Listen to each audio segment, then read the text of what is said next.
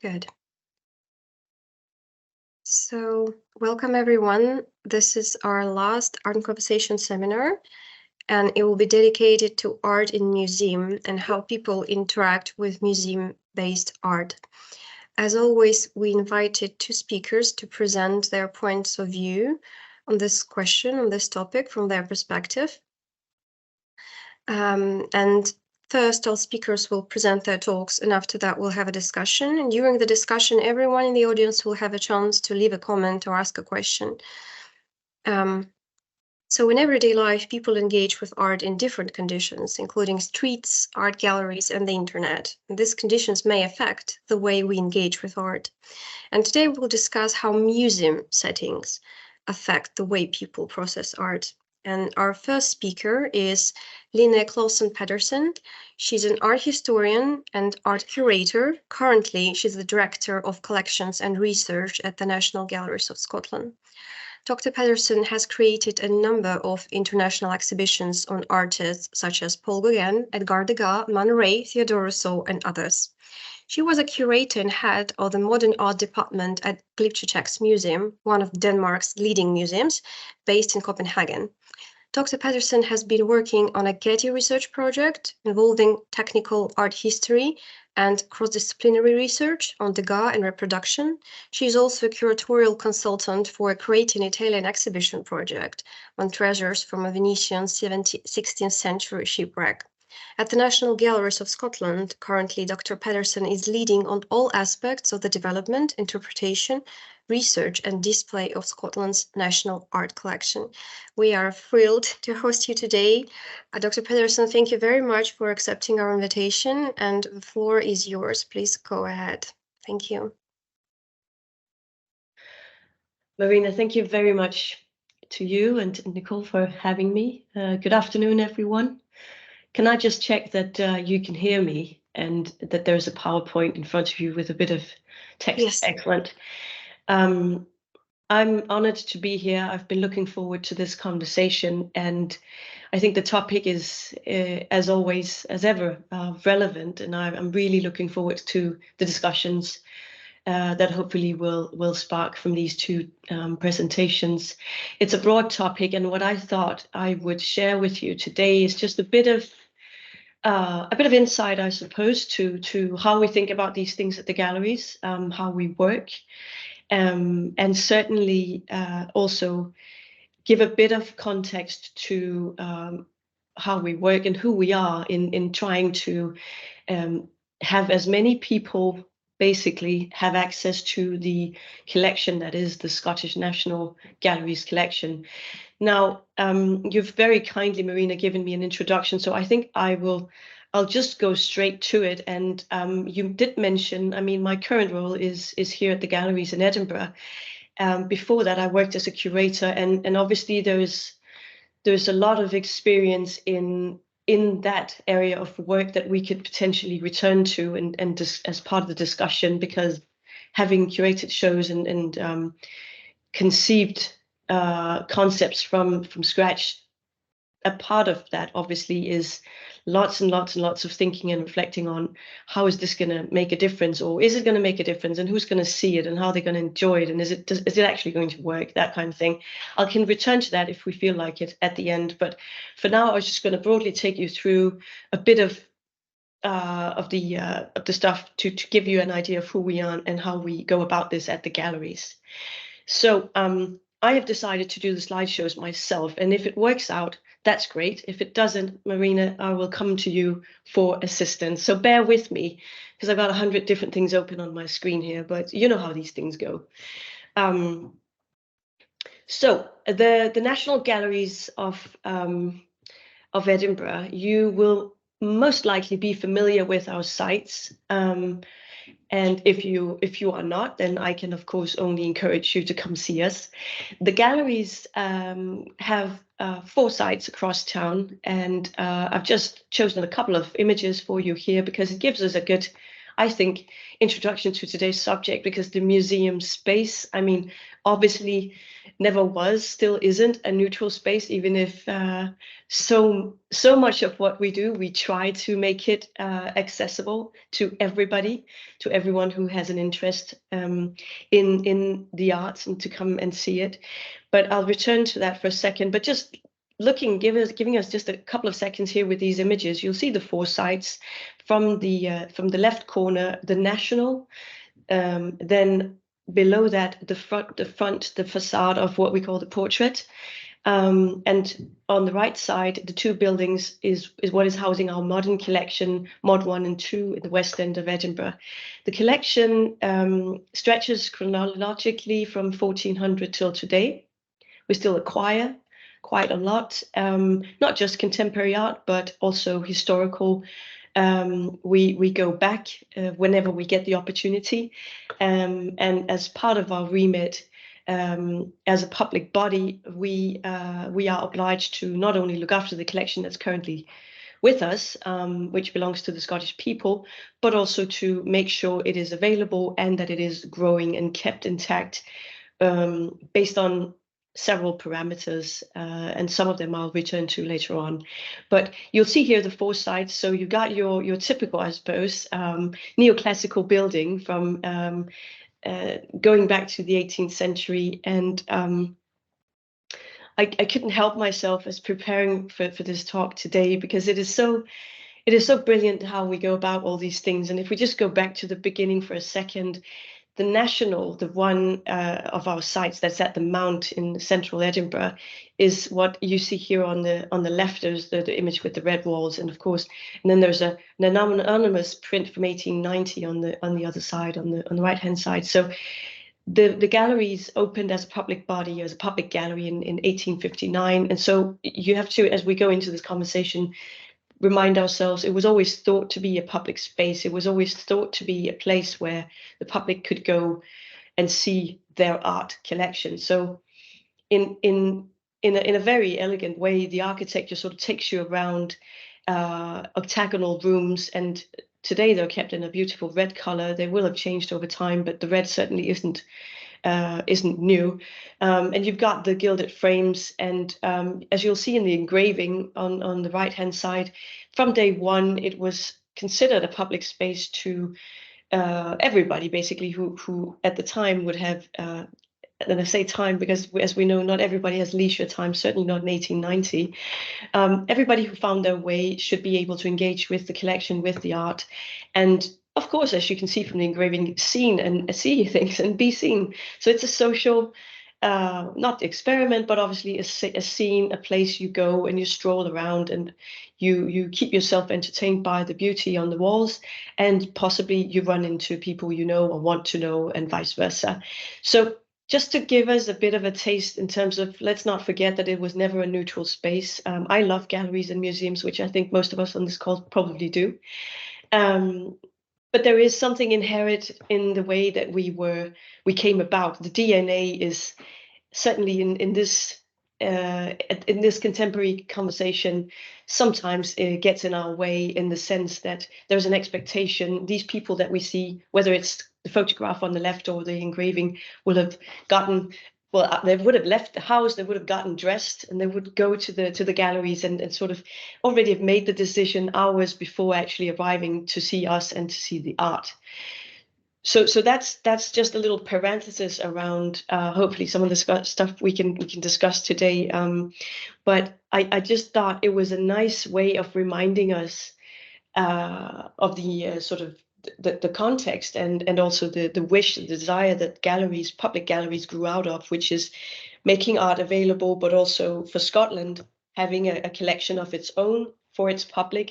It's part of the bigger sort of social, well, I suppose the social context of building a country and being a nation. So that aside, back to today, I have just taken a little bit of a snippet here, which is part of how it today is interpreted amongst us here at the galleries. We have decided on this journey that we are on with our audiences, where we are constantly seeking ways to improve our accessibility and make sure that we are, I like the word relevant, of course, it comes to mind, but it's much more than just being relevant. It's about being accessible and engaging in ways that I don't think we have possibly been curious enough about in the past. But there's a moment now, it seems, where museums and galleries over the past 5 years, in my experience, has an increased focus on equalities, diversity, and inclusion, and it's very much a political agenda.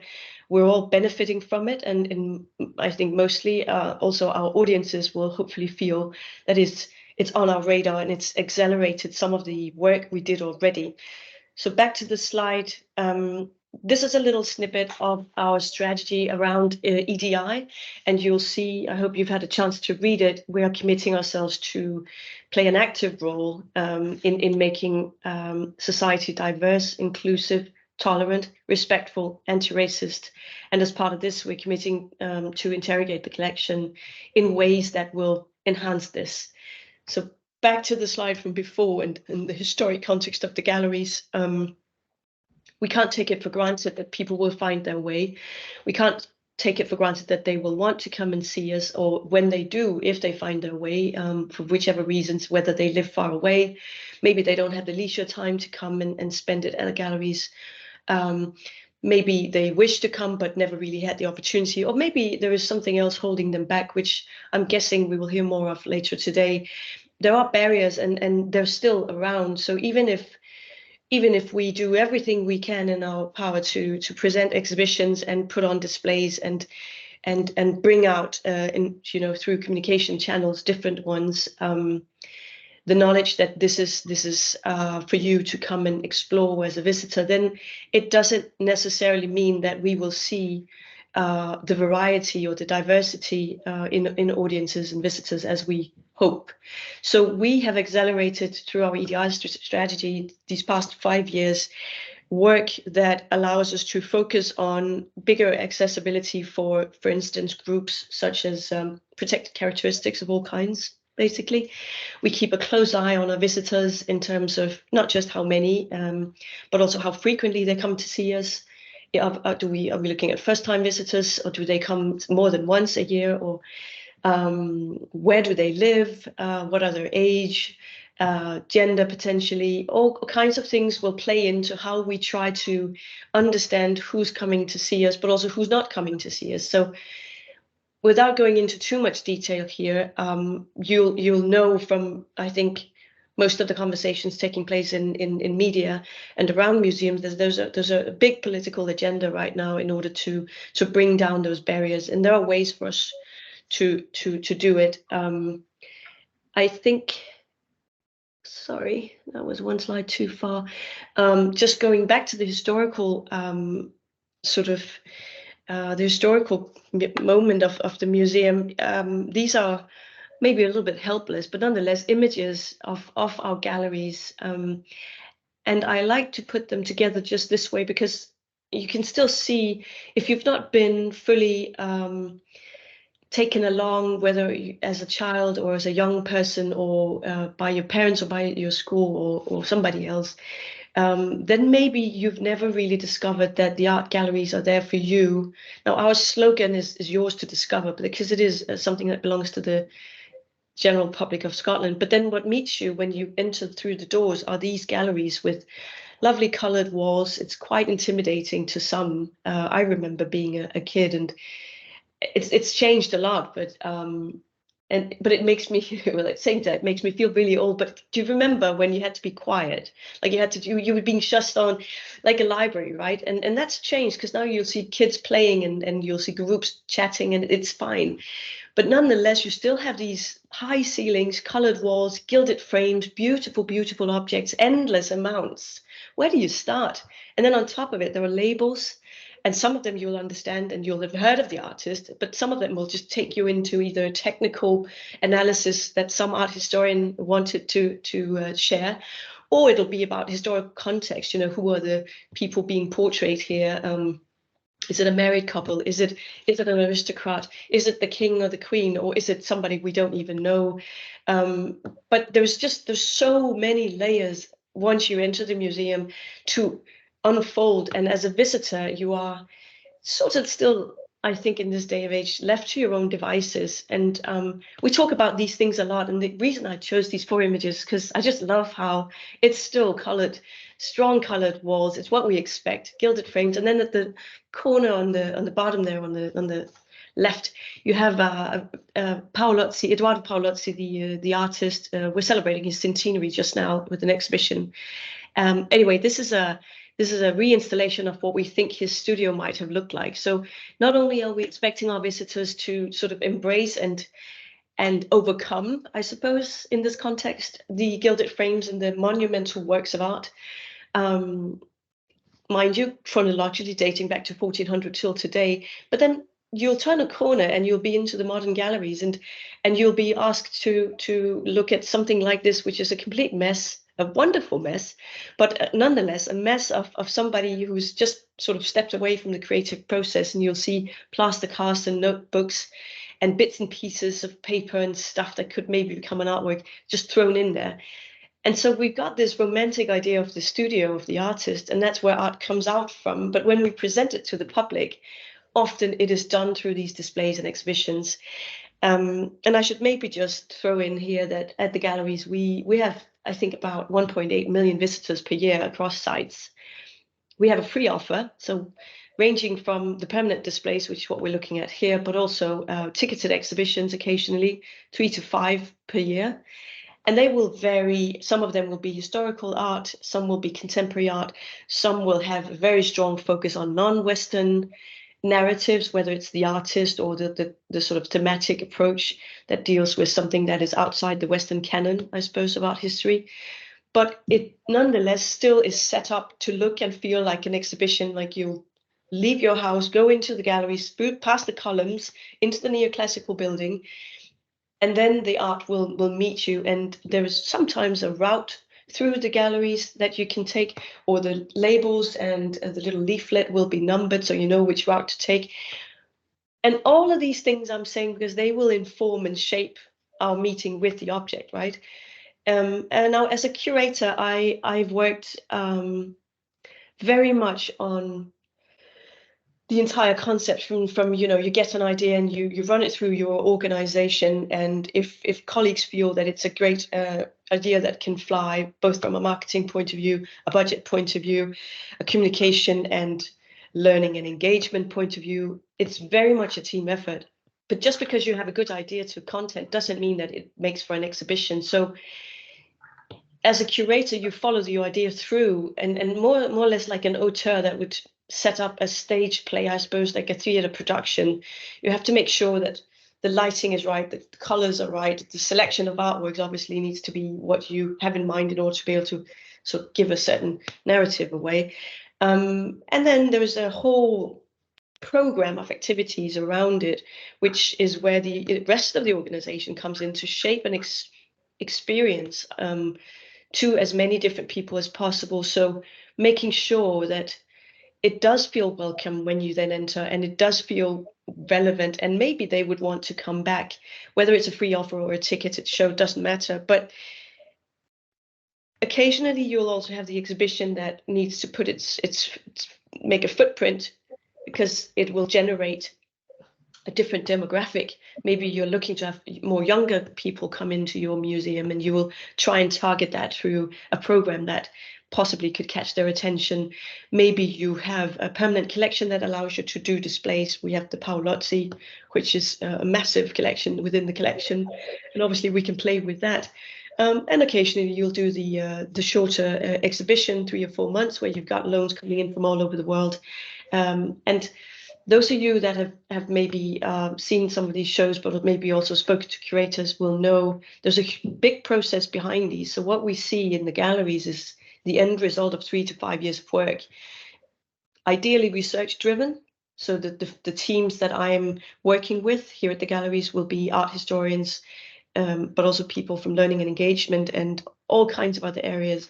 And we will sort of together create something that we feel holds a good story.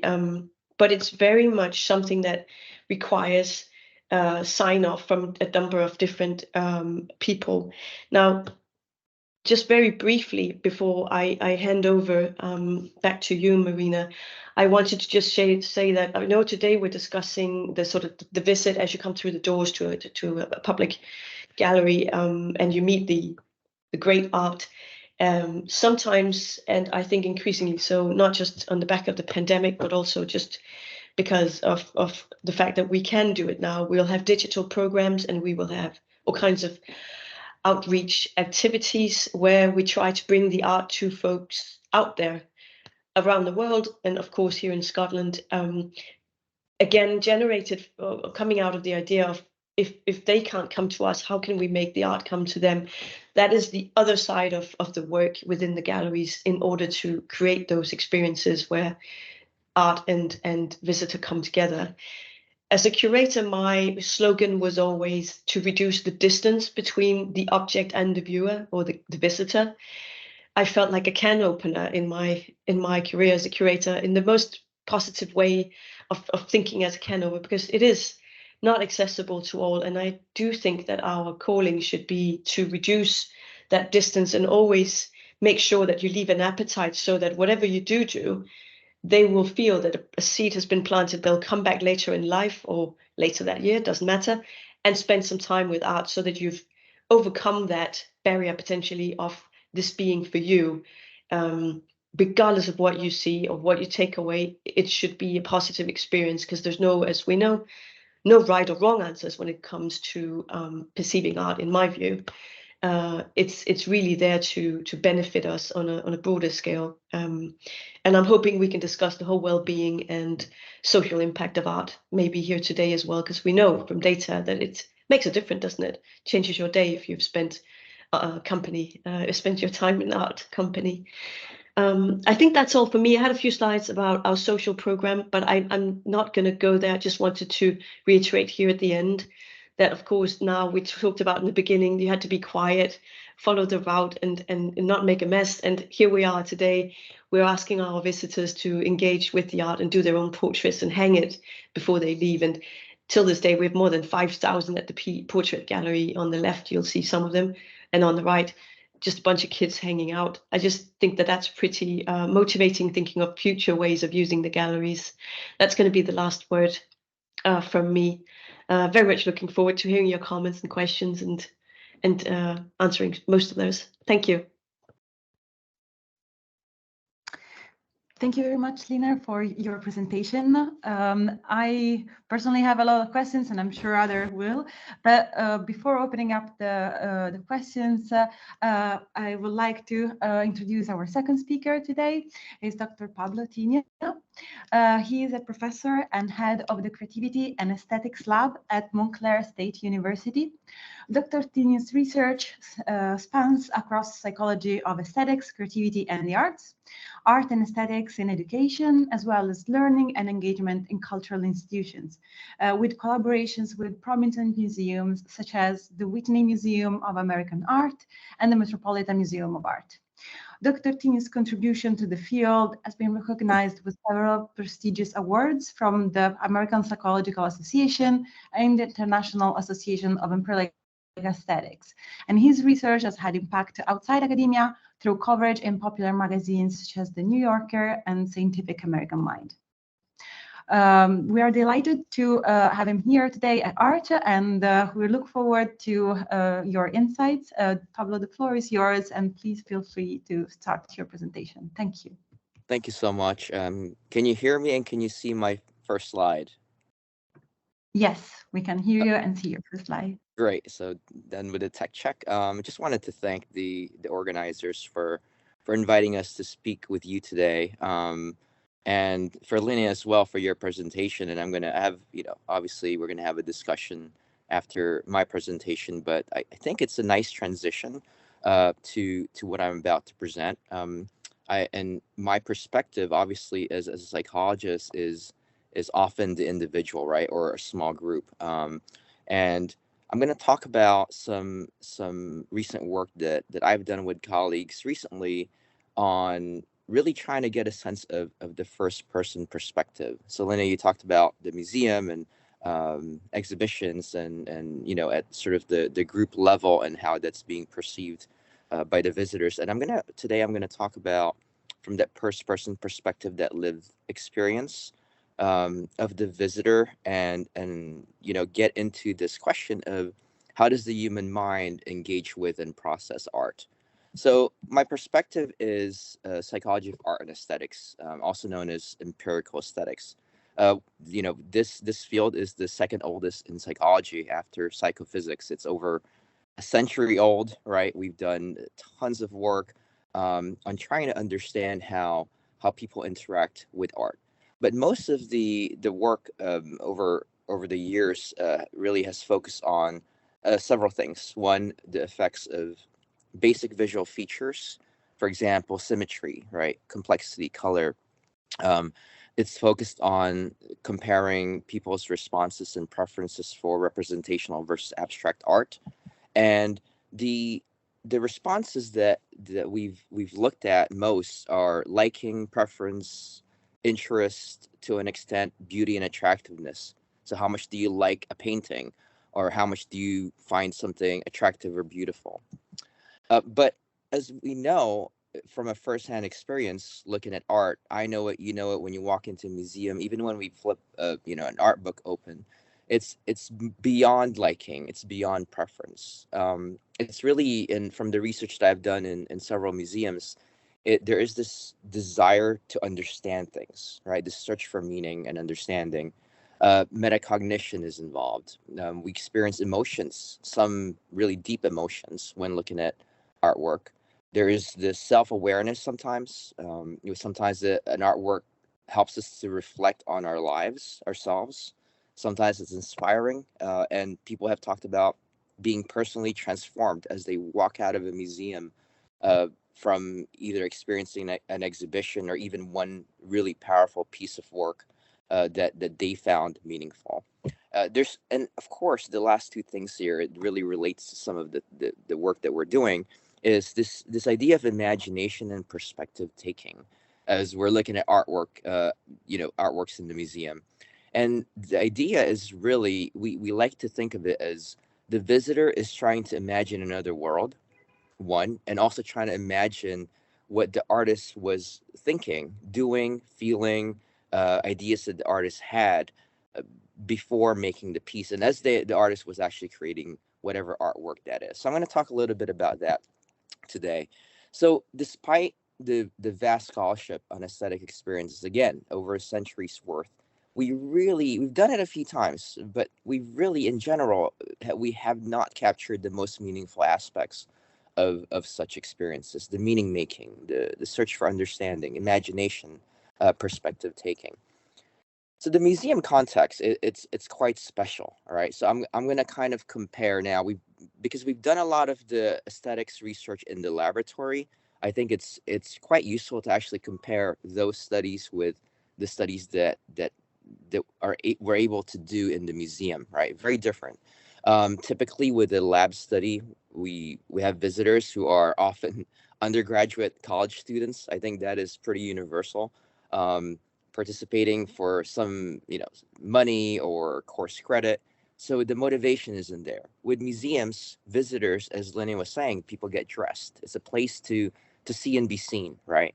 There's some buy-in. There's investment in that experience of walking into the doors of the museum and seeing something, doing something, meeting people, right? Getting something out of it, learning something.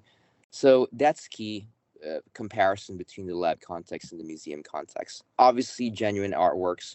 In the lab, we show reproductions, we show images, photographs of paintings, of sculptures, and reproductions. The museum is a dedicated viewing space, and that previous presentation was all about that. And there's curatorial elements, right? When we present artworks in the lab to have them rated by participants, typically we choose the artworks, and we kind of just, it's random, whatever. Typically there's a randomization in terms of the paintings and the things that are presented to the participants, but that's not the case in the museum. There's research, a lot of resources that are involved with curating exhibitions. There's a theme typically in every gallery. There's some way to relate one artwork to another. and so forth. So it's a very, very special experience, and really something that we still don't know much about in terms of the psychology of this, but we are beginning to get a sense of what this means and how these four things kind of impact the art engagement. Just images of the preparation that goes in, right, to actually, either preparing artwork to be displayed or even the hanging of stuff. I think the one to the right, bottom right, is from the Whitney Museum. So what's special about the psychology of art engagement within the museum context, right? So we know it's mostly linear. I've done studies at the Met. I've done studies at Art Institute of Chicago. Where just observing visitors, right? How they go about during their visit, how they move around the museum. It's mostly linear. It's artwork to artwork. Sometimes they do come back if there's something that really is really interesting for them, but typically that they go from one artwork to artwork, gallery to gallery, exhibition to exhibition. It's brief yet cumulative. So studies that I've done with Jeff and Lisa Smith, they did an original study at the Metropolitan Museum in 2001. We replicated it at the Art Institute of Chicago. It's people spend roughly 27 seconds looking at art, even ones that are really the highlights and the centerpieces of any collection. And that roughly 30 seconds has been shown in other museums, both large and small. And what we know from as far as these experiences in a museum is there really is this potential for rare, powerful outcomes. Outcomes that we have yet to measure, like things like awe, right? Things like feeling as if you've been inspired when you walk out, feeling as if you've been personally transformed. So these things are there. We know that it's around, but we have yet to capture it. Here's an example of why the museum, like actually being in person in a museum, is going to allow us to discover certain things about the art engagement in that experience. So this is a piece from the Whitney Museum. This was just a few months ago. It's not up anymore. From an artist named Baez, and essentially from afar, they look like pictures on a table. Right as you walk closer to the display, what you notice is the pictures are actually connected by, she basically used red strings to connect the photos, and the strings are sewn into the photographs. And the closer you get into it, right, and you really look closely, you see that there's some sort of emotional aspects to this. For example, strings are sewn into the eyes of the characters. So here on the left, the bottom picture, is the artist with her dad on a beach. And I don't know about you, but like just the thought of a needle and a thread going into eyes, that kind of pushes me back a little bit the first time I saw this. So these are things that are lost typically when we do something in the lab, right? When we run a study in the lab, this idea of walking and seeing and coming closer and discovering and then feeling and engaging with a work, that's powerful. So what we tried to do in a study that I'm going to present now, this is at the Whitney Museum. This is with my colleague Zorana Ivsevich from Yale University. We wanted to characterize perceivers' lived experiences of personally meaningful artworks in a museum. And instead of selecting artworks, and typically we'd select the works that people view and we have them rated. We asked them to actually, the visitors, we had them pick an artwork after going through the museum and looking around, spending time in the galleries. Pick one piece that you find personally meaningful, that resonates with you, that you find interesting, right? One piece out of everything that they've seen. And for big museums, that's hundreds, if not thousands of pieces. So they're to pick one thing. We were looking for some sort of meaning-making experience, search for understanding, profound outcomes. And we drew on two theoretical frameworks. One is aesthetic cognitivism. This is coming from philosophy. and it argues that art engagement enhances our ability to think about and see ourselves, right? See others, understand the world at large. And then the second theoretical framework is the mirror model of art. This is a model that I proposed in 2013. And I'm not going to go into detail. There's a paper. If you want it, you can email me. I can send you the full paper. But the argument is that typically, when I'm going to take painting as an example, when an artist paints something, it begins with obviously like the idea, the motivation for the work, the concept behind the piece, and then there's sketches are made, studies are done on canvas, an underdrawing is put down, and through the process of art making, uh, there's development of that underdrawing, and layers are essentially built on top of the underdrawing till we get to the final piece where refinements are made, right? So this is oversimplifying it. The aesthetic experience, from many studies, we know goes the opposite. So the first thing we psychologically, cognitively process are actually the last things that the artist put down, surface level things, color, contrast, lines, and all these things. The more we spend time looking at the painting, then our memory kicks in. Then we recognize, oh, it's a face, or if it's like a landscape, it's a mountain in the background, or there's something in the foreground.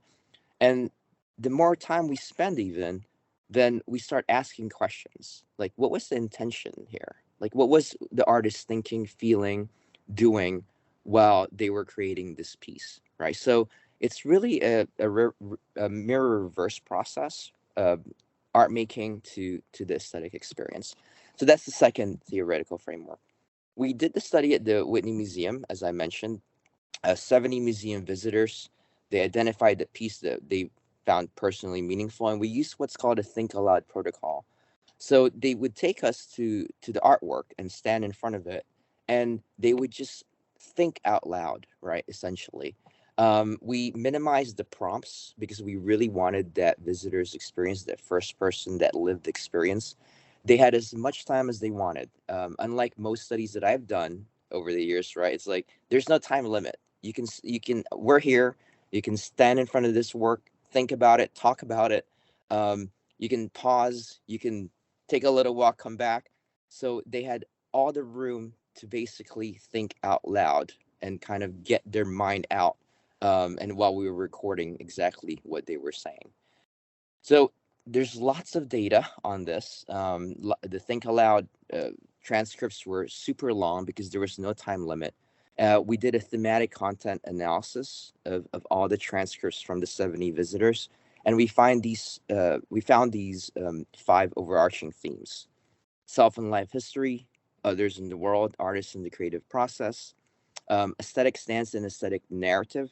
So that's basically visitors trying to create a story about the artwork. And then they also talked about art techniques and materials.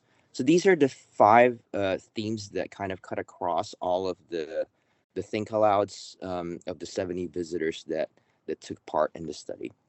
And I'm going to go through a few of these, the quotes. So this is about self and life history. This is an artwork by McDonald Wright. And the visitor here talks a little bit about kind of learning some new way of seeing, and how that was facilitated or promoted by the engagement with this artwork. Visitor says, I think any piece of art tells you in part how the artist sees the world at that moment. I think what it tells you is something elemental about yourself or about other people. They see it this way, I see it differently. You know, the more you look at it, the more things you see. Like I see a rainbow in there now that I think originally I didn't, because we've been looking at it for 5 minutes and I'm like, oh, wait, where are all the other little things that I haven't seen? So I do definitely appreciate the ability to look at something for a prolonged period of time and see more. And I think humans are like that too, right? The more opportunity we have to connect with them, the more we see. Sometimes good and sometimes bad, both. So here, there's really, I find it remarkable, like a generalization from this experience, this kind of insight that this visitor was able to gain from engaging with this artwork to how they're thinking about other people. The more you look at something, the more comes out, both good and both bad. Another from the theme others and the world. This theme talks about relationships with others, connections to others, and this visitor says there's an emotional, and this is a piece by Archer. It's a portrait. There's an emotional attraction that reminds me of my son when he was younger and we would share his head. And there is a vulnerability to that and such a buoyness to it. It reminds me of my son who's now grown, and there's times that'll never come back. And trying to protect them, and then they grow up, and you're still trying to protect them, and they don't want you to. So quite profound.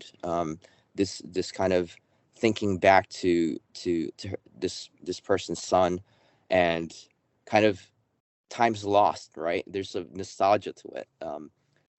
And let me give you another example. This is a de Kooning piece. There's a certain spiritual element to this, right? The deconstruction of reality into emotion. So there's a lot of emotion there. As an older person in my 60s now, I think that this art certainly forces you to think about life beyond where we are today. It certainly makes you think about things beyond the worldly. There's a spiritual nature to this, right? Something beyond what we are seeing here. And I think a lot of this abstract work, what was an attempt to, broach the spiritual world and whatever that meant, what was beyond day-to-day shelter, eating, and clothing. So there is this sort of spiritual, metaphysical kind of response to this piece by de Kooning.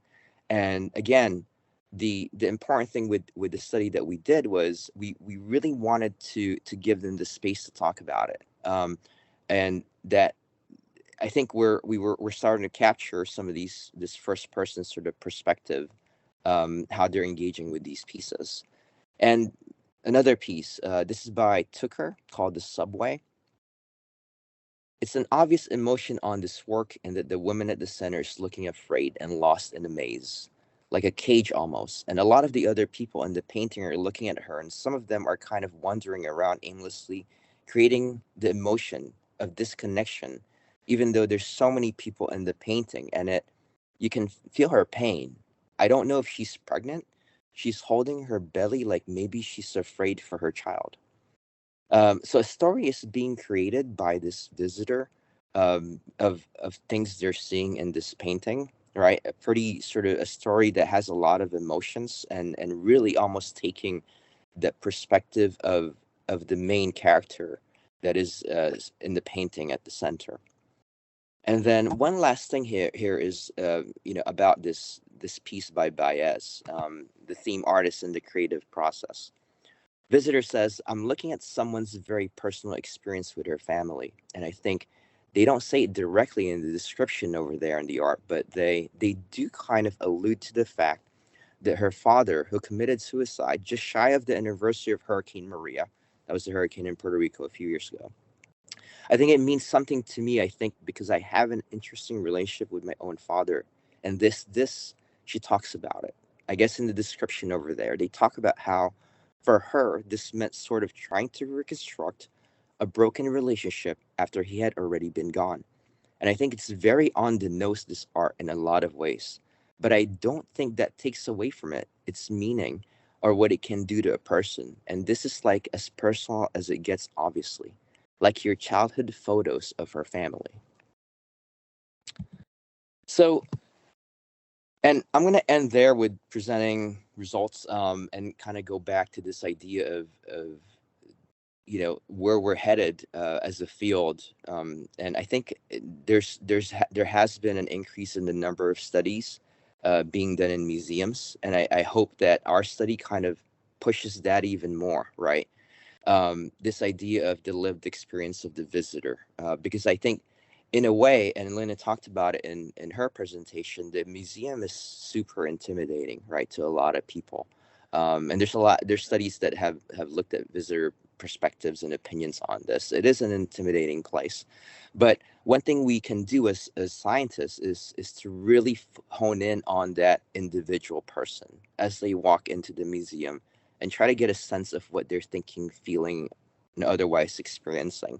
And because we also believe that our engagement, the mirroring process through the mirror model, it is a conversation that a visitor is having with the artists, all right, through the artwork. And that's the perspective that I think is key to being able to capture a lot more of these sort of profound outcomes and major experiences when engaging with art. I'm going to end there. I think stop sharing here. I was a minute over. I apologize. That was perfect timing. Thank you very much. It was an incredibly interesting presentation, and we are finally ready to begin the discussion now. Just remind everyone in the audience, if you have a question, either raise your virtual hand or write your question in the chat, and then I'll invite you to read it. And in the meantime, we begin the discussion always by giving an opportunity to our speakers to comment on each other's talk, or if you have a question for each other, that would be great too. So Line and Pablo, please, if you want to say something, go ahead. Line, you're muted. Thank you, Marina. Thank you, Pablo. That was super interesting. And I think links very nicely back to some of the points I made. I mean, very different approaches, but in a way, striving towards the same thing, which is understanding what happens in the gallery space. I guess my question for you was really when you did the lab work, the people that you would engage with, the people you'd ask to come and work with you, would they already, where would you find them? Did you find them already inside the museum space, or did you find them elsewhere? Did you try to bring together a group that was sort of either representational in the sense that they were across age, ethnicity, gender, what have you, or were they, people that volunteered? I guess I'm asking this because it's interesting to understand if they already had a relationship to art because they've sought it out in the first place. And so what brought them there? Did you ask the question, what brought you here in the first place?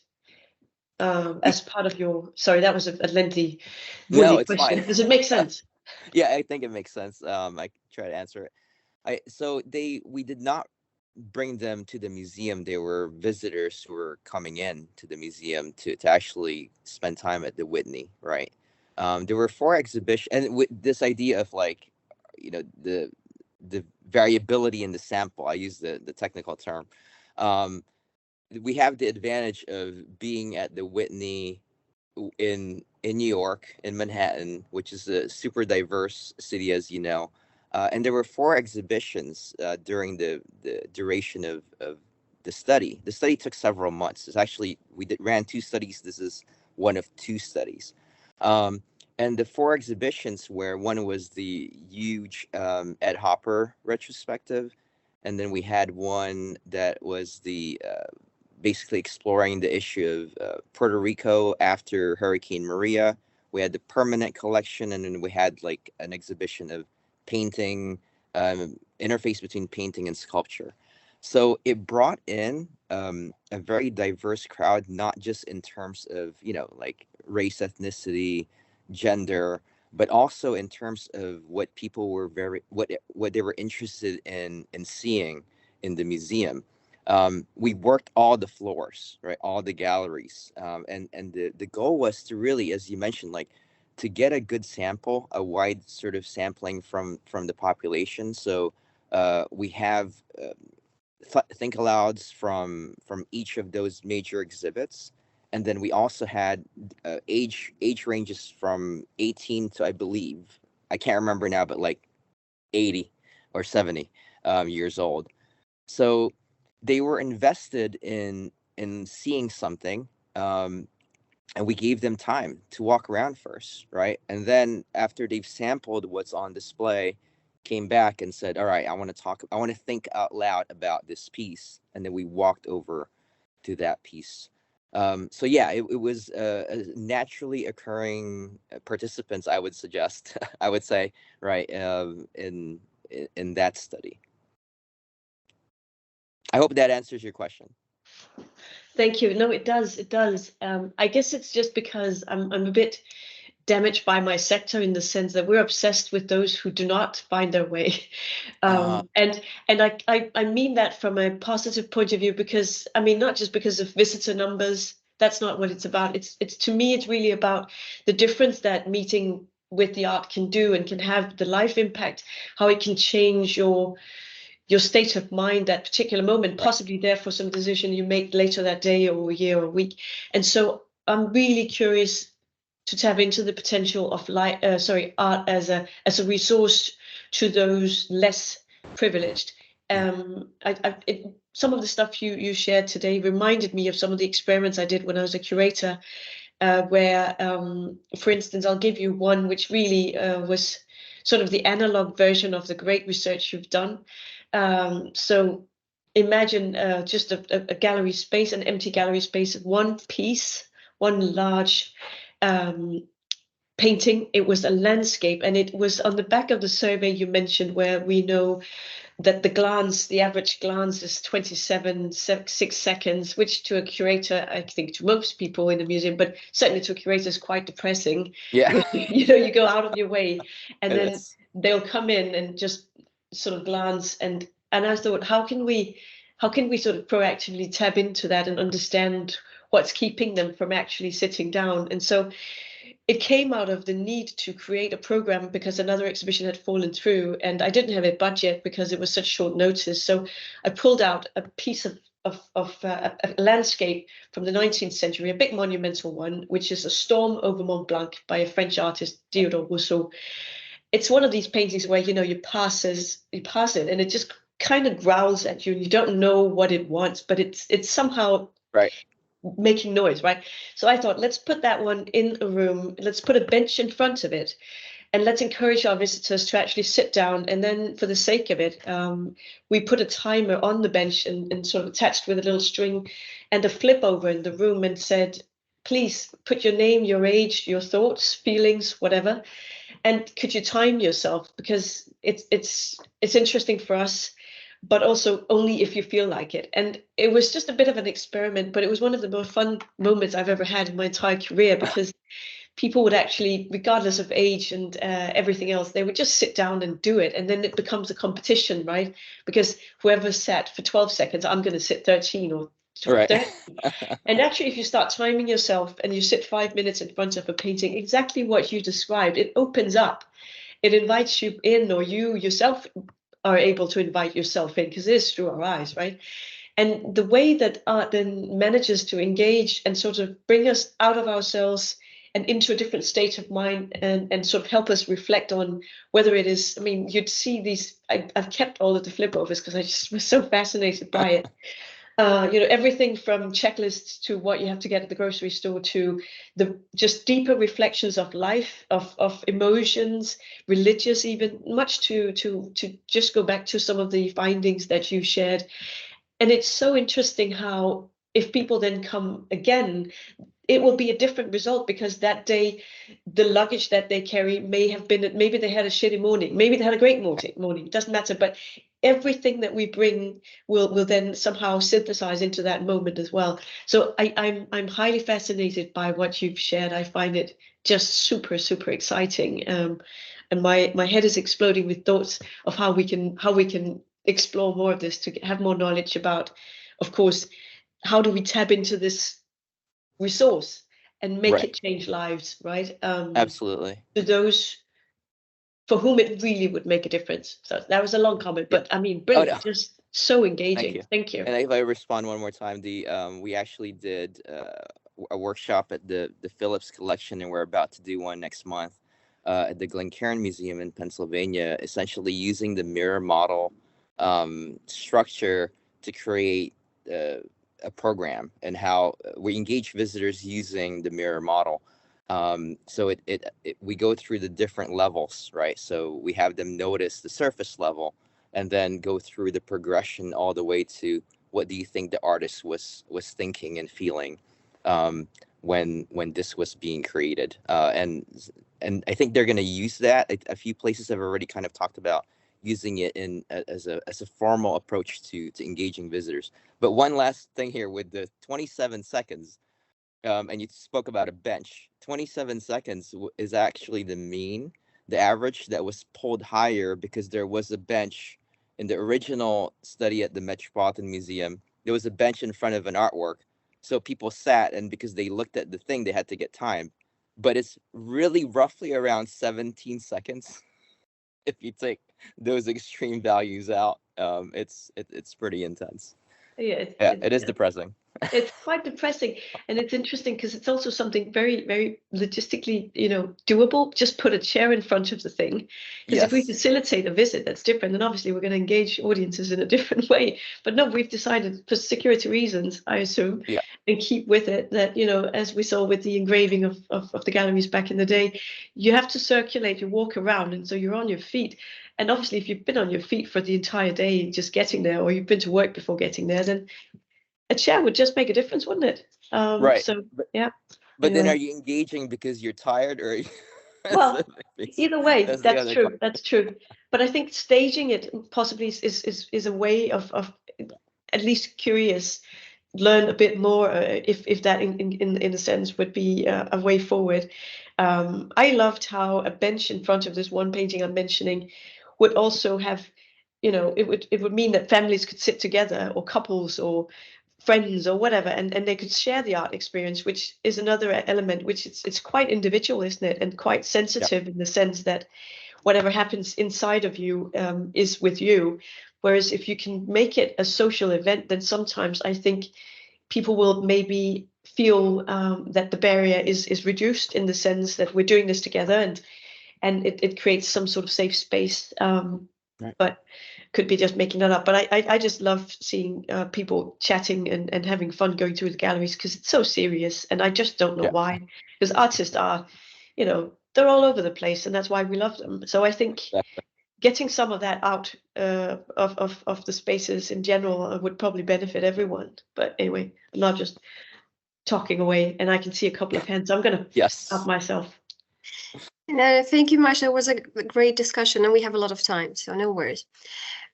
So our first question, it comes from Nicole. Nicole, please go ahead. Yes, thank you very much. I think what is very interesting that came out from both your presentations is indeed, I feel, the need to better understand the visitor's experience in the museum. But also what comes across to me is that the institutions and the researchers might have different objectives, different interests. So I guess the question is, I mean, what will be, and maybe this is that this part of the question is more for Lina, like as researchers, what will be a good way to approach an institution that would encourage collaboration? Because I think one of the things that most researchers encounter is the difficulty to approach the institutions, because, I mean, Pablo has showcased wonderful experiments and wonderful studies, but he also highlighted the fact that there are very few. And I think one of the reasons why there are few is that there is, from the researcher's point of view, a difficulty perhaps to approach institutions. I mean, we do have also great examples that are now running and experience, but I wonder if there is some advice that you could give to a researcher, because basically I think one of the limitations is that as scientists we come to the museums and we have like a data-driven approach, which can clash with a curatorial approach to the collection, and sometimes the data don't fully capture maybe what the experience is, or maybe don't capture what the museum is really interested in. So yeah, that would be like the question, like what would be an advice to kind of see more of these collaborations? Thank you, Nicole. That's a brilliant question, and I think the short, boring answer is resources, because it's to do with traditionally, I think if you look at the museum body, and I'll come back to a solution, so don't just bear with me for a second.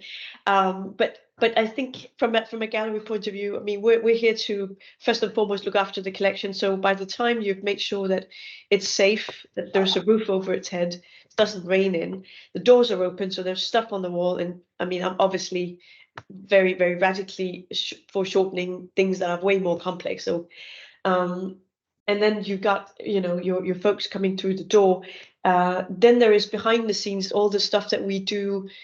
So, for instance, in the department that I'm overseeing is a team of more than 60 people, which is comprised by art historians, learning and engagement, and research coordinators. And what we then do when we don't do an exhibition or look at a display rearrangement is basically our due diligence, which is making sure that the records are in place, that the artworks, whether it's an old or a new acquisition, that the data is correct, that we leave a legacy in the sense that in 50 years, 100 years time, that everything is intact for the future users, holders of the collection. So it's everything to do with making sure that the artwork is intact, but also that it's accessible and it's been photographed, and the records are there for researchers to tap into. But those are narrowly, I would say, mostly used by art historian researchers or students.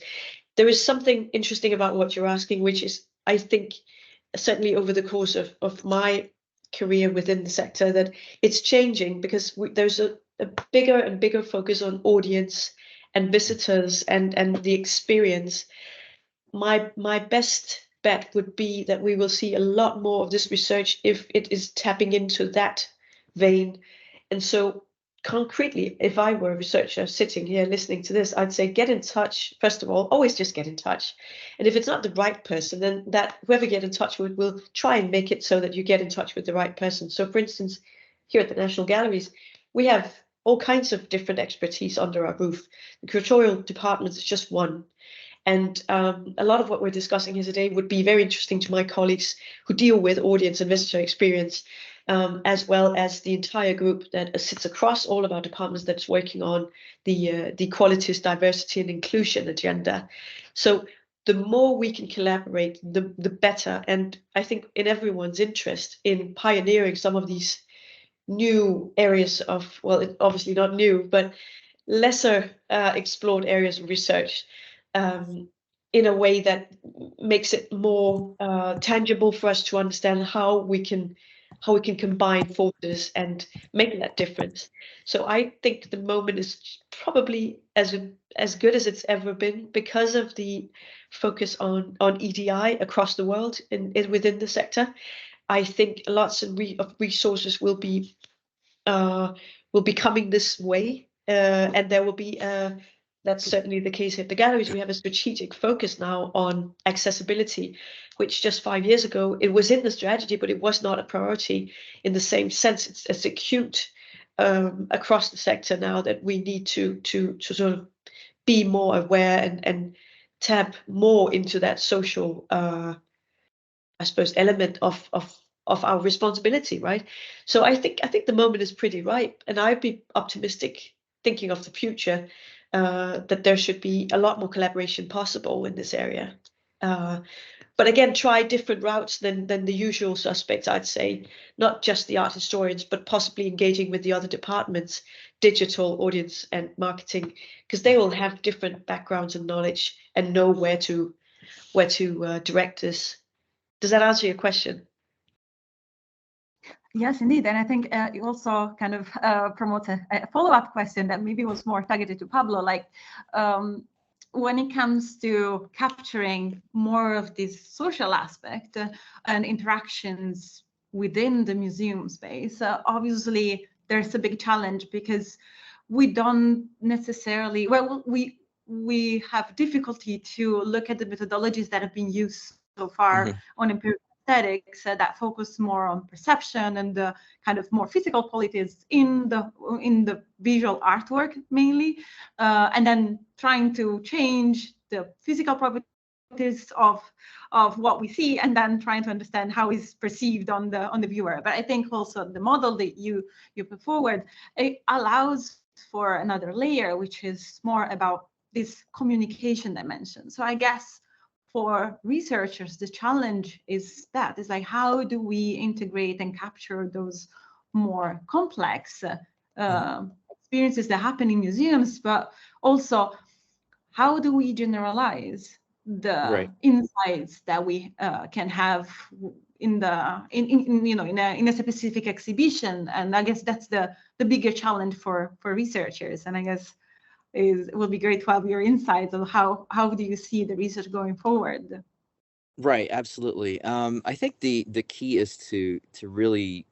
I started off as obviously my training was in experimental cognitive psychology laboratory, but even what people don't know is actually I was working in a museum setting doing research before I was even like a graduate student studying this stuff. This was a long time ago with Jeff and Lisa Smith at the Metropolitan Museum. They headed the research and evaluation department, and at the time it was doing some of the more quantitative approaches in museums was like it wasn't a thing, right? It wasn't the surveys, for example, and from early on I've been doing this a long time, over 15 years I'm thinking now, my goodness, almost 20 actually. And I've always kind of got a sense that you got to hit those levels of analysis, right? It's important to do the exit surveys. Obviously, you got to know your audience, kind of get a big sample, get to know where they're coming from, get to know the demographics, like we're talking about earlier. But I always found it really important to speak with people. And I know as like scientists, I always tell my students, like, speak to people, like make eye contact, walk up to them, and ask them questions. And that approach to doing both the quantitative kind of large data sets, but then going in and speaking to a few people and getting their perspective, getting a sense of what they're experiencing, I think that's key. And as researchers, we tend to shy away from that, at least as quantitative researchers, I should say, right? But that is so important. But at the same time, if we are getting data that is narrative, that is using think alouds and using interview data, focus groups, it's important, in my opinion, to be very rigorous in how you analyze that data, right? Formal qualitative data analysis, thematic content analysis, coding, it's powerful because it's not, it answers the question of some quantitative researchers. Like, how do you generalize? How do you know it's reliable?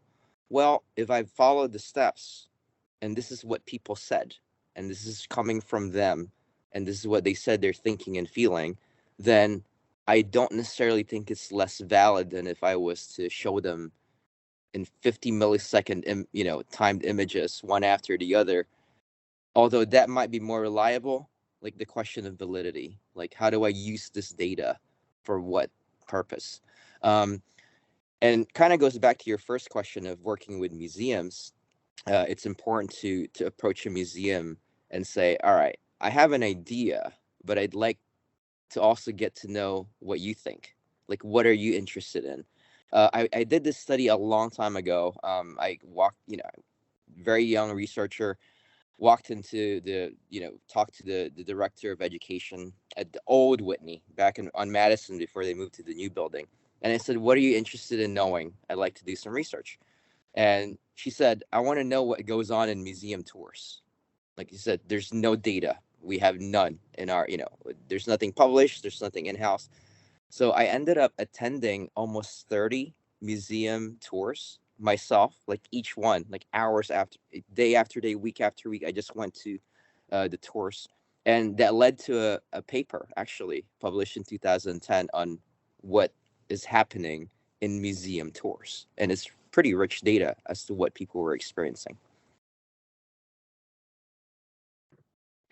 Thank you very much. Obviously, I have many other questions to follow up, but I see there's another hand raising, so maybe Jasmine, if you want to ask the question. Yes, thank you. So these two talks were absolutely fantastic. Thank you so much for that. I'm also involved in a research that is looking into abstract thinking in a museum context, and I'm specifically interested in perspective taking. So that was briefly mentioned at the beginning, and I wanted to ask first Pablo about this, but then also Line, if you might have some data about it as well, especially from the bench experiment. What sort of experiments you did that were focusing on perspective taking, and how did you link perspective taking to other themes that you've seen arising from spontaneous exploration of art in a museum?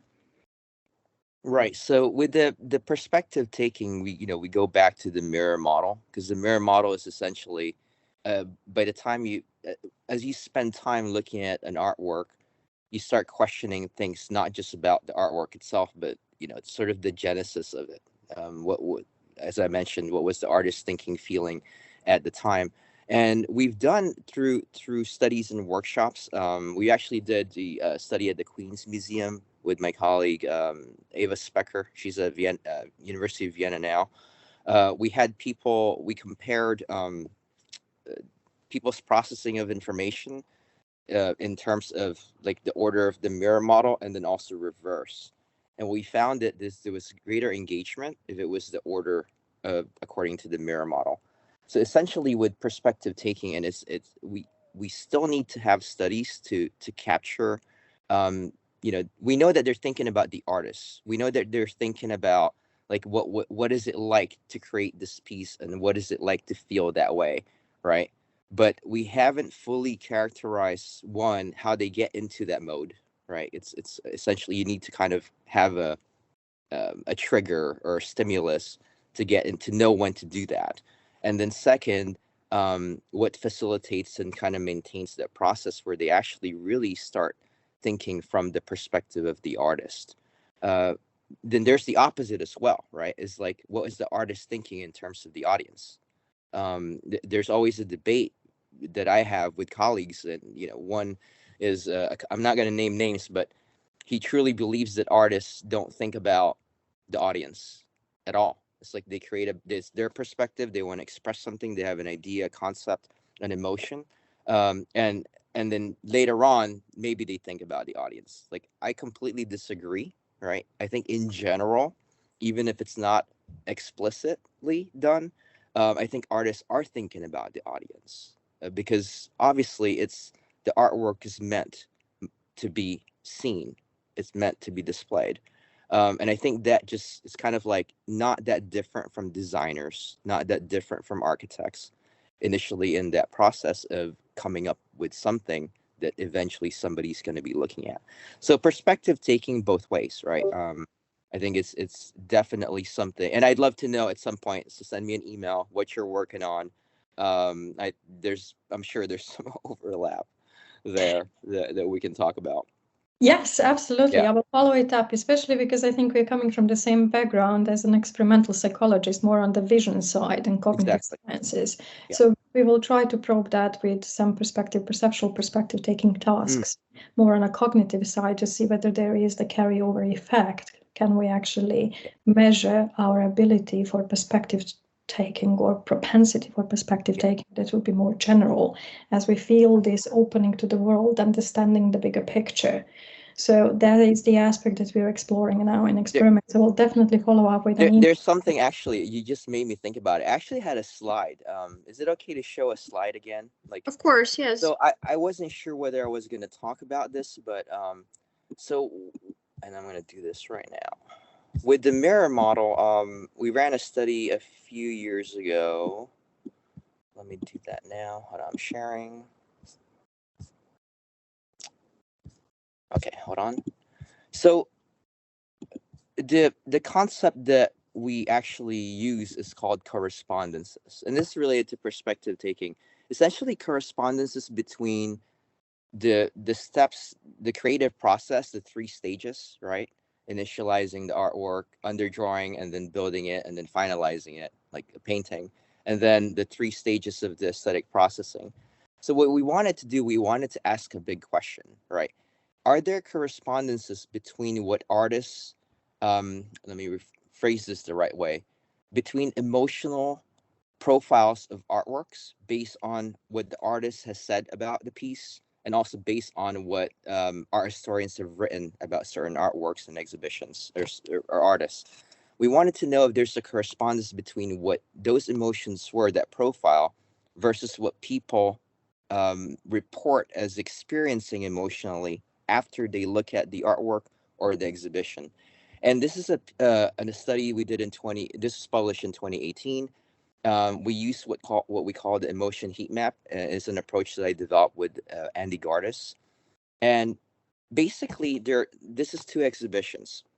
One is a permanent collection exhibition, pretty somber, quite formal, and the other is an exhibition on the right side by Corey Archangel. Video games, moving stuff, right? Like playful, interactive. And we looked at the emotions, the primary emotions that people reported after experiencing the two exhibitions.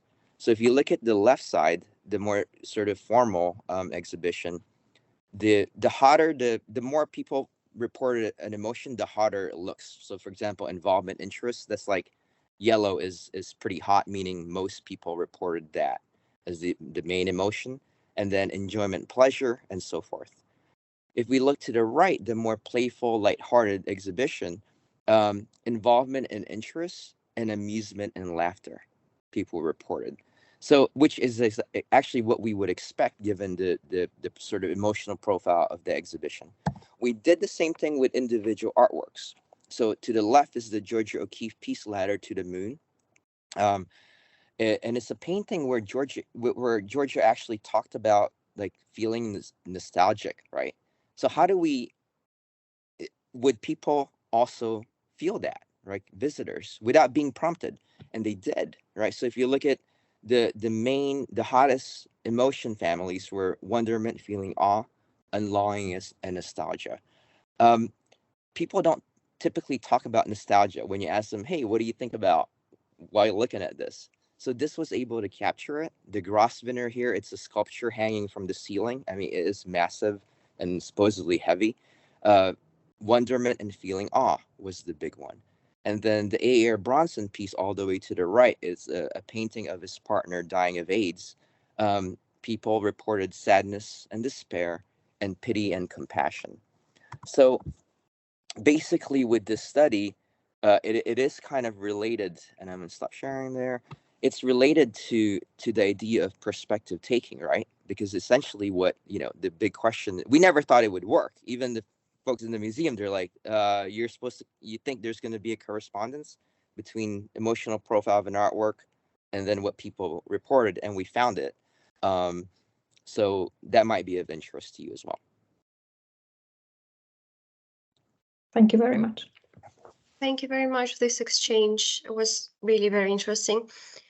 I find it really good about perspective taking is because obviously we always use it when we communicate in everyday life. Like when I communicate with my colleagues, I imagine how I look in their eyes, things like that. But in art, in my opinion, and I agree with Pablo, it always happens as well, both ways. But I'm just curious about the differences compared to everyday life communication, because when I'm observing a painting, especially if in that painting there is a character which looks directly in the eyes of the viewer, I know that that character is not looking at me personally. Like I know that the artist is not communicating with me personally, with Marina, but I know that the artist is communicating with me. So that is, I think that shifts, that's the difference between perspective taking in everyday life and in art. Just, I am personally very interested in differences between everyday life communication and communication in art. Okay, so is someone else has a question, we still have a couple of minutes to ask, or if someone has a comment. I might have a question. Oh, hey. Thank you. I'm interested in hearing our speaker's perspective on the type of information that people encounter in museums, and how that, in your experience, would be influencing their experience. And I remember, like Lina, for example, talked about the provenance or the more kind of a art historical background rather than having information more about the technique and or the artist used or maybe like the life of the artist. So I wonder, like, what would be your predictions in terms of like the type of information that people receive when encountering museums, and what will be, well, I guess what will be the relationship between the information that you can access in the museum and the type of experience that people will have? I guess for both of you and whoever wants to start. Yeah. Lina, you want to start? Go ahead. Sure, I'm happy to comment. You'll be happy to have another anecdote tying into this. No, it's to do, so as a curator, some of the stuff you will experiment with if you are allowed to, and if you've working for an organization that will give you that kind of liberty, then obviously what you can do is test different types of labels. Now, interpretation is a big deal in its own right, and certainly a very complex beast. I have had the privilege of curating shows and really tried working very closely with designers and graphic designers on, again, going back to my slogan of reducing the distance between the artwork and the viewer. And to my mind, again, that's my personal perspective, I like as little noise as possible. And I may have become a bit more adaptive to labels as I'm becoming more professional about it. But when I was setting out as a curator, I just absolutely detested labels and everything that would interfere with the pure experience, which again is you in front of the artwork, whether it's an installation or the painting or a drawing, or doesn't matter. So I've done everything from not having anything on the wall, nothing, zero, not even who did this or when is it from. I've also done a show where we took away the entire information, including the frames of historical artworks, and just sort of observed what happens to perception. Because what's interesting about historical art, back to the gilded frames, is that it's in itself, it's an institution that comes with a bit of a luggage, in the sense that you as a viewer, not you Nicole, but the viewer, the visitor, will come in and say, oh, okay, this is way older than me. Gosh, I don't know where to start, or does it even have to do with me? And so, and again, I'm just presuming, and I know not everybody thinks like this. So anyway, imagine you go into a gallery space, it's completely empty. There's one painting in each room. There's absolutely no other information. And then at the bottom, you'll find a small number. And in the box at the door, there will be a little leaflet that you can take if you feel like it, but you can also leave it. In that leaflet will be the information: who did this? Is it oil? Is it pastel? Is it drawing? What is it? What is there? Is there some content that we want to share, including provenance? This came out of, whichever country it came from, or it has this and this legacy from the artist in terms of exhibition history, etc. There can be tons of different information there. It was a very interesting experiment and quite light, because it became all about perception and all about the immediate experience and meeting. I think historically, public galleries and museums are probably a little less inclined to experiment with these things, because I'm not sure exactly why. I've asked my colleagues here at the galleries many times. When I did this, I worked in Denmark, and a complete free range. I'm sure we could do it here in Edinburgh as well, but it's a different machine because it's a big public body, and there'll be a bunch of people who won't like it if we just were to unframe the entire historic collection, but it's certainly worth exploring. So to your question, lots and lots of consideration goes into how much we make available of that information. Personally, I am in favor of layered information. So you can now use your mobile device. For instance, some visitors will want to know everything. Others will wish to know nothing. So as long as we can make that your call, I think that's probably the best approach for now.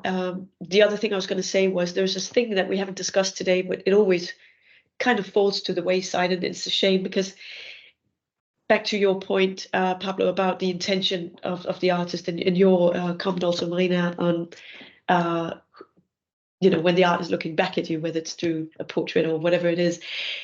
it's interesting how we've sort of come to terms with the fact that when we go to a gallery, we have to see more than one.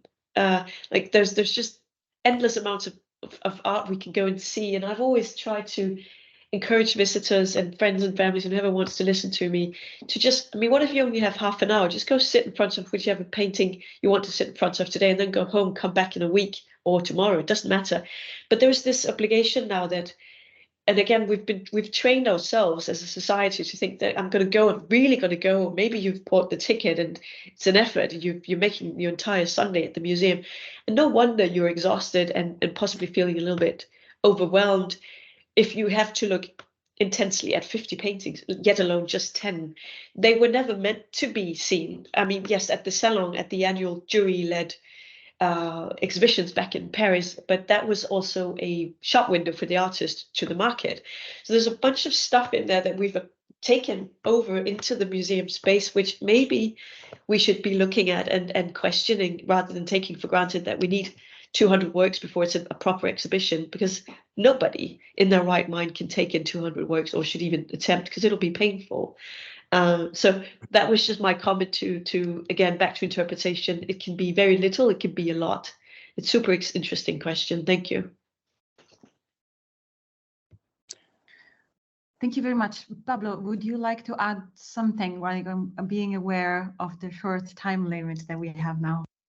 Yeah, I think I agree with everything Linda said. And obviously I'm looking at it from a psychological, point of view, and it's difficult, right? It's how do you know how much? Because let's say, and going back to like the individual visitor, somebody who goes to a museum, like a major museum, once a month is certainly not gonna want probably all, they have their own way of engaging with the work, of interpreting and so forth, versus somebody who this is their first time and they're intimidated and they're looking at a purely abstract piece, right?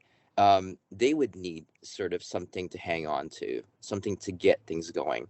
And I do love that, Linda, the idea of like the leaflets and giving you the option of deciding whether you want more information. And mobile devices, smartphones, I mean, awesome. That's like changed everything. But we don't fully know, actually, and so many more studies are needed to figure this out and see like the constellation of amount of information versus type of art versus type of institution, and the background and what the visitors bringing in as they walk into the doors of the museum. So that's all I need to. It's basically like, let's find out. Right. Thank you. Thank you very much, both. And yes, I mean, you touched upon very many and very interesting topics. And when it comes to slow looking, I also know that one of my colleagues Christopher Linden is conducting a research on this. So maybe this also is an encouraging thing for the future and for collaborations in this field.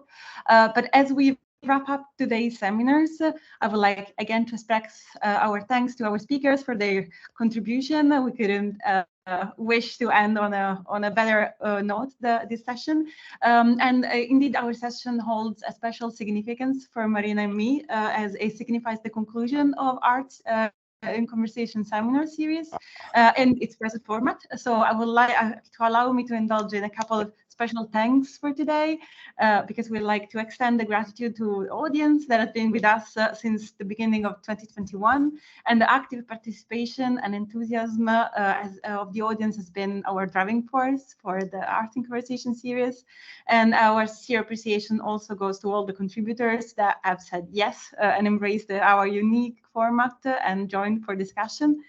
And Marina and I are very grateful for the engagement that has been fostered to the seminar, and we believe that it underscores the importance for creating spaces for multidisciplinary conversations that challenge us to rethink the basic concepts of our research. And we hope that we have really facilitated and contributed to meaningfully towards this direction in the field, and we hope that you enjoyed it as much as we did. And last but not least, I would like to thank Marina to be my co-host and partner in crime during this journey, and it's been a true pleasure working with you. And as a final note, I invite you all to stay tuned and hopefully look for what the future holds, and maybe to come back together in a newer format. So thank you very much, everyone. Thank you so Thank much. you, Nicole. Thank you, everyone. Have a great day. Bye. Take care. Thank you, Nicole. Thank you, Marina. Nice to Thanks see you all. again. Take care. Thank you. Thank you. Bye. Bye.